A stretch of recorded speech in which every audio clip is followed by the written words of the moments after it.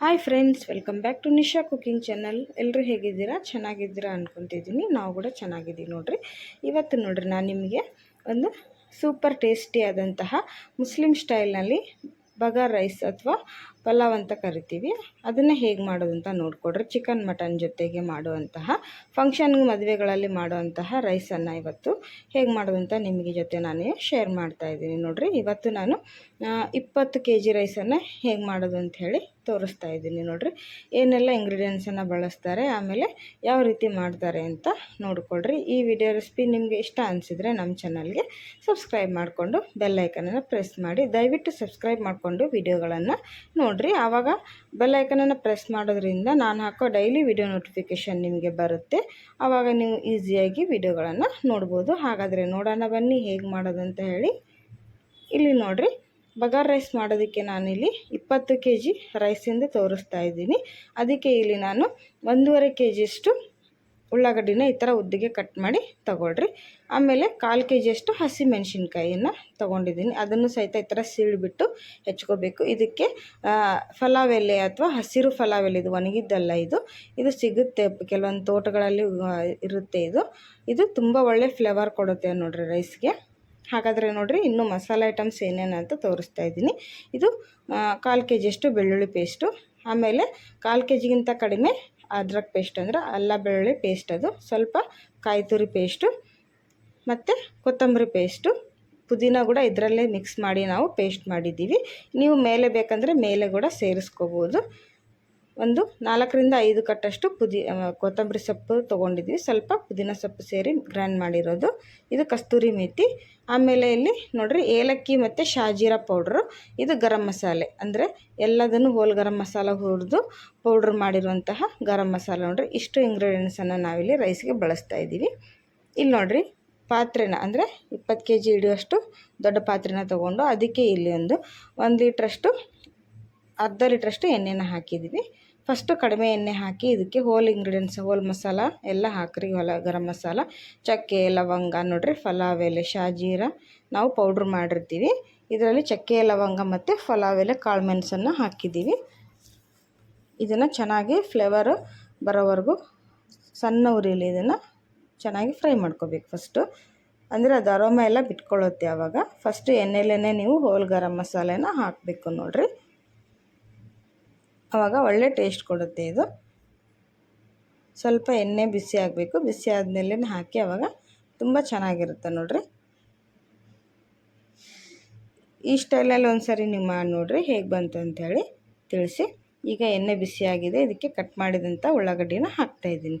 ನಾನು ಸುಮಾರು ಇಲ್ಲಿ 1 kg ಉಳ್ಳಾಗಡ್ಡಿನ ತೊಗೊಂಡಿದ್ದೀನಿ.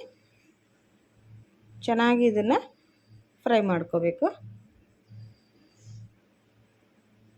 ಅಂದರೆ ಉಳ್ಳಾಗಡ್ಡಿ ಕಲರ್ ಚೇಂಜ್ ಆಗಿ ಕೆಂಪಗಾಗಬೇಕು, ಅಲ್ಲಿವರೆಗೂ ಇದನ್ನು ಫ್ರೈ ಮಾಡ್ತಾರೆ. ಆಮೇಲೆ ನೋಡಿರಿ, ನಾವು ತೋರಿಸಿದಂಥ ಫಲಾವ್ ಎಲೆನ ಅದನ್ನು ಇದರಲ್ಲೇ ಎಣ್ಣೆಲೆ ಹಾಕಿರಿ.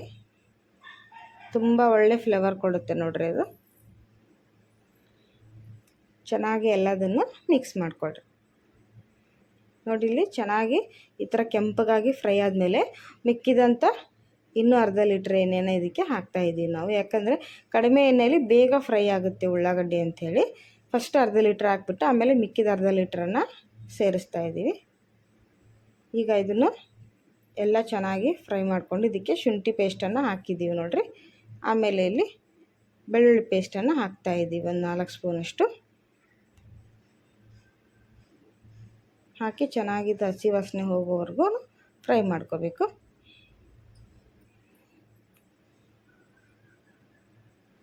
ಇಲ್ಲಿ ನೋಡಿರಿ, ಮಸಾಲೆ ಎಲ್ಲ ಚೆನ್ನಾಗಿ ಎಣ್ಣೆಯಲ್ಲೇ ಹಾಕಿ ಫ್ರೈ ಮಾಡಿಕೊಡ್ರಿ. ಇಲ್ಲಿ ಕೊಬ್ಬರಿ ಪೇಸ್ಟನ್ನು ಹಾಕ್ತಾಯಿದ್ದೀನಿ ನೋಡಿರಿ. ಒಂದು 3 ಕಪ್ಪಷ್ಟು ಕೊಬ್ಬರಿ ಪೇಸ್ಟನ್ನು ಹಾಕ್ತಾಯಿದ್ದೀನಿ, ತೆಂಗಿನಕಾಯಿ ಪೇಸ್ಟನ್ನು ಹಾಕಿ ಚೆನ್ನಾಗಿ ಫ್ರೈ ಮಾಡ್ಕೋಬೇಕು. ಯಾಕಂದರೆ ಇಲ್ಲಿ ಒಲೆಯಲ್ಲಿ ಮಾಡ್ತಿರೋದ್ರಿಂದ ಬೇಗ ಹೊತ್ತೋ ಚಾನ್ಸ್ ಇರುತ್ತೆ. ಸ್ವಲ್ಪ ನಾವು ಕೈ ಬಿಟ್ಟರೂ ಸಹಿತ ತಳ ಹಿಡಿಯುತ್ತೆ ನೋಡಿರಿ. ಹಾಗಾಗಿ ನಾವು ಇಲ್ಲಿ ಏನು ಮಾಡಿದ್ದಾರೆ ಅಂದರೆ, ಜಾಸ್ತಿ ಉರಿ ಇರೋದ್ರಿಂದ ಹೊತ್ತೋಗುತ್ತೆ ಅಂಥೇಳಿ ಕೆಲವೊಂದು ಇಂಗ್ರೀಡಿಯೆಂಟ್ಸನ್ನು ಮೇಲ್ಗಡೆಯಿಂದ ಹಾಕಿದ್ದಾರೆ. ಆದರೆ ಶುಂಠಿ ಬೆಳ್ಳುಳ್ಳಿ ಹಸಿ ವಾಸನೆ ಹೋಗೋವರೆಗೂ ಇದನ್ನು ಫ್ರೈ ಮಾಡ್ಕೋಬೇಕು ಚೆನ್ನಾಗಿ, ಅಷ್ಟೇ ನೋಡಿರಿ. ಹಿಂಗೆ ಫ್ರೈ ಆದಮೇಲೆ ಇದಕ್ಕೆ ಇವಾಗ 20 kg ರೈಸಿಗೆ ಬೇಕಾಗೋಷ್ಟು ನೀರನ್ನು ಆ್ಯಡ್ ಮಾಡ್ತಾರೆ ನೋಡಿರಿ. ಈಗ ಕಸ್ತೂರಿ ಮೇಥಿನ ಹಾಕ್ತಾಯಿದ್ದೀವಿ ಎಣ್ಣೆಯಲ್ಲಿ. ಚೆನ್ನಾಗಿ ಅದನ್ನು ಫ್ರೈ ಮಾಡಿಕೊಡ್ರಿ. ನೀರು ಎಷ್ಟು ಅನ್ನೋದನ್ನು ಹೇಳ್ತಾಯಿದ್ದೀನಿ ನಾನು ರೈಸಿಗೆ. ಚೆನ್ನಾಗಿ ಮಿಕ್ಸ್ ಆದಮೇಲೆ ನೋಡಿರಿ 20 kg ರೈಸಿಗೆ ಇಲ್ಲಿ ನಾನು 3 ಬಿಂದಿಗೆಯಷ್ಟು ನೀರನ್ನು ಹಾಕಿದ್ದಾರೆ. ಅಂದರೆ ನಿಮಗೆ ಮೆಜರ್ಮೆಂಟು ಕರೆಕ್ಟಾಗಿ ಬೇಕು ಅಂದರೆ ಒಂದು ಪಾತ್ರೆಯಲ್ಲಿ ರೈಸನ್ನು ತಗೊಂಡು ಆ ಪಾತ್ರೆ 2.5 ಅಷ್ಟು ನೀರು ಹಾಕಬೇಕು. ಒಂದು ಪಾತ್ರೆ ಅಷ್ಟು ಅಕ್ಕಿ ಹಾಕಿದರೆ 2.5 ಪಾತ್ರೆಯಷ್ಟು ನೀರನ್ನು ಹಾಕ್ಕೊಳ್ರಿ. ಆವಾಗ ನಿಮಗೆ ಕರೆಕ್ಟ್ ಮೆಜರ್ಮೆಂಟ್ ಗೊತ್ತಾಗುತ್ತೆ. ನಾನು ಹೇಳ್ದಂಗೆ ಇಲ್ಲಿ ಸ್ವಲ್ಪ ಹೊತ್ತೋಗುತ್ತೆ ಅನ್ನೋ ಕಾರಣಕ್ಕೆ ಬೇಗ ನೀರು ಹಾಕಿದ್ರು. ಮೇಲ್ಗಡೆಯಿಂದ ಹಸಿಮೆಣಸಿನ್ಕಾಯನ್ನು ಹಾಕ್ತಾಯಿದ್ದಾರೆ. ಸ್ವಲ್ಪ ನಿಂಬೆಹಣ್ಣಿನ ರಸನ ಹಾಕ್ತಾಯಿದ್ದಾರೆ ನೋಡಿರಿ. ಒಂದು 5 ರಿಂದ 6 ನಿಂಬೆಹಣ್ಣಿನ ರಸನ ಹಾಕ್ತಾಯಿದ್ದೀವಿ. ಮತ್ತು ಸ್ವಲ್ಪ ಪುದೀನ ಸೊಪ್ಪನ್ನು ಸಹಿತ ನೋಡಿರಿ ಮೇಲ್ಗಡೆಯಿಂದನೇ ಹಾಕಿದ್ದಾರೆ. ಆಮೇಲೆ ಹೋಲ್ ಗರಂ ಮಸಾಲ, ನಾನು ತೋರಿಸಿದಂಥ ಗರಂ ಮಸಾಲ, ಶಾಜೀರಾ ಪೌಡ್ರು, ಏಲಕ್ಕಿ ಪೌಡ್ರನ್ನು ಸಹಿತ ಮೇಲ್ಗಡೆಯಿಂದ ಸೇರಿಸಿ ಈಗ ರುಚಿಗೆ ತಕ್ಕಷ್ಟು ಉಪ್ಪು ಹಾಕಿ ಈಗ ರೈಸನ್ನು ಇದಕ್ಕೆ ಆ್ಯಡ್ ಮಾಡ್ಕೊಳ್ಳೋಣ. ನೀರು ಕುದೀತಾ ಇತ್ತು, ಬೇಗ ರೈಸನ್ನು ಆ್ಯಡ್ ಮಾಡಿರಿ. ಇದನ್ನು ಈಗ ಚೆನ್ನಾಗಿ ಮಿಕ್ಸ್ ಮಾಡಿ ಕುದಿಯಕ್ಕೆ ಬಿಡಬೇಕು. ನೋಡಿರಿ, ರುಚಿಗೆ ತಕ್ಕಷ್ಟು ಉಪ್ಪನ್ನು ಹಾಕಿ ಚೆನ್ನಾಗಿ ಇದನ್ನು ಮಿಕ್ಸ್ ಮಾಡಬೇಕು. ಯಾಕೆಂದರೆ ಅಕ್ಕಿ ಗಂಟಾಗೋ ಚಾನ್ಸಸ್ ಇರುತ್ತೆ. ಅಕ್ಕಿ ಹಾಕಿದ ಮೇಲೆ ಬೇಗ ಇದನ್ನು ಮಿಕ್ಸ್ ಮಾಡಬೇಕು. ಚೆನ್ನಾಗಿ ಮಿಕ್ಸ್ ಮಾಡಲಿ ಅಂದ್ರೆ ತಳನೂ ಹಿಡಿಯುತ್ತೆ ನೋಡಿರಿ. ರೈಸು ಚೆನ್ನಾಗಿ ಬಾಯ್ಲ್ ಆಗೋದಿಲ್ಲ. ಈ ಥರ ಮಿಕ್ಸ್ ಮಾಡಿದ್ರೆ ನೋಡಿರಿ ಗಂಟಾಗೋದಿಲ್ಲ. ನೋಡಿರಿ, ಮಿಕ್ಸ್ ಮಾಡಿ ಇದನ್ನು ಕುದಿಯಕ್ಕೆ ಬಿಟ್ಬಿಡಬೇಕು. ಉರಿ ಮಾತ್ರ ಹೈಯಲ್ಲೇ ಇರಬೇಕು ನೋಡಿರಿ. ಕಟ್ಟಿಗೆ ಉರಿಯಲ್ಲಿ ಮಾಡ್ತಿರೋದ್ರಿಂದ ಹೈಯಲ್ಲೇ ಇಟ್ಕೋಬೇಕು. ಸ್ವಲ್ಪ ಕುದ್ದ ಮೇಲೆ ಇನ್ನೂ ಸ್ವಲ್ಪ ನೀರಿದೆ ಅಂದಾಗ ಕಿಚ್ಚು ಅಂದರೆ ಎಲ್ಲ ಕಟ್ಟಿಗೆನೂ ಹೊರಗೆ ತೆಗೆದುಬಿಡಬೇಕು.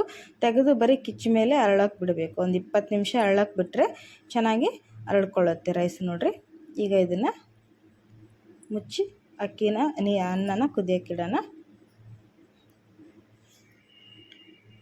ಈ ಥರ ಮಿಕ್ಸ್ ಮಾಡೋದ್ರಿಂದ ಗಂಟಾಗಲ್ಲ ನೋಡಿರಿ. ಆಮೇಲೆ ಚೆನ್ನಾಗಿ ಕುದಿಯುತ್ತೆ ರೈಸು,